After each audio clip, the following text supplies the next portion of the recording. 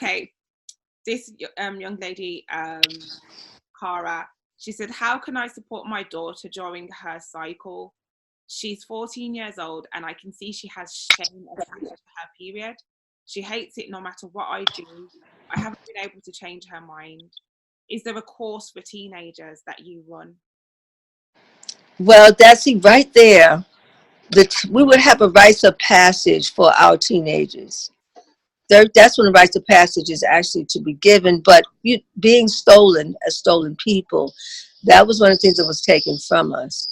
The rites of passage teaches you how to live, how to be, your food, your medicine, what you are to be as a woman for the family, for the upliftment of your community. That's what rites of passage actually does. At today's, she's at 13, 14, 15, that's when she goes to her rites of passage. So what I am going to do, I'm going to create something for teenagers.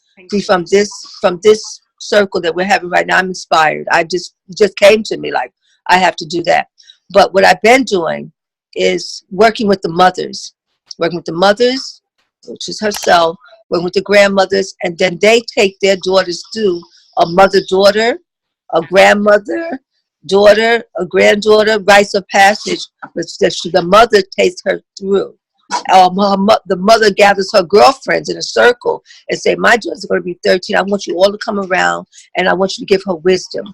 And we're going to have her go through a cleansing, have her do her prayers, have her study about her culture and her history. And each one of you, you're my friends and you all have a gift. And I want you to take her through a day with you or a week with you and cultivate her over a season. And then we come together and we celebrate her and have a ceremony around her. And you know, you can see all that, right? The Spirit is giving it to me. And then there may be 3 or 4 teenagers of the mothers who will come form in a circle around your child. And they say, can we just bring our daughters together and do something like that? You see how that works?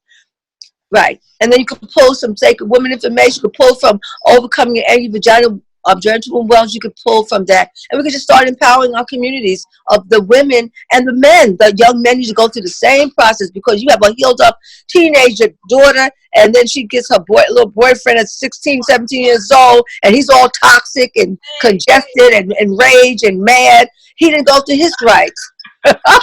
So now she's going to get sick from him being sick. So we really have to begin to build this into our infrastructure of really resurrecting our nation. So that's what I feel, how it would work. Would you say that she should start with in the book, from the book?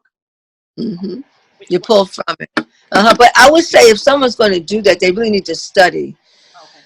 If they're really going to really go all the way, they have to, go deeper. But there's some of us who've been doing some healing work with what you have in your hand. That's also at the same time. We can't wait until years go by. Our teenagers would have gotten teenage pregnancy by then. They'd have an STD if you wait too long. They'll get beat up by a boyfriend who says he loves her and he's beating her up. So a lot of things are happening to our teenage daughters because we don't know what to do with them. And we don't know that we do have people in the community that can help, and we can gather in circles of wellness around our children to lift them up. In terms of an action point for, just for this video purposes, I'm thinking the shame around the womb, maybe creating an altar. Having that as a okay. Yes, absolutely. Start. Well, I don't know what you think. I would say yes. What you can do, there's a womb altar. And what you do is you need the book. This book was written for actually teenagers, women in their 20s and 30s. Sacred Woman is an advanced teaching. Women usually go to Sacred Woman. Either they have done a lot of studying on culture and spirituality, meditation, holistic practice. Those are the women primarily are drawn to that work. But I would say you can create sort of a womb altar for all of our daughters because they're going to be in intimate situations that's going to cause them a lot of harm. And they have to look at their womb as a blossom, as a lotus, beautiful and sacred and divine. And that it's not open game for someone to come in with their sickness and their confusion and their rage and with their madness. They have to develop and be cultivated. So what you can do is they have these lovely candles that are lotus candles, You can get a pink or white candle, and or blue, because it represents the lotus. The lotus says, and the cover of the book is on purpose. Yeah. It is a lotus that has blossomed. But where you know the lotus comes out, it comes out of the mud. Out of the mud of challenges, if you fast and you purify, you come through the water as you shoot, and at the top of the water, you open up and you blossom. And so we say, lotus blossom. And as you tell your daughters, tell yourself as a mother, we're going to do this together, mother, daughter, niece, auntie, grandmother, granddaughter, lotus blossom, because the grandmother, the mother has her own issues. See, that daughter didn't start just her.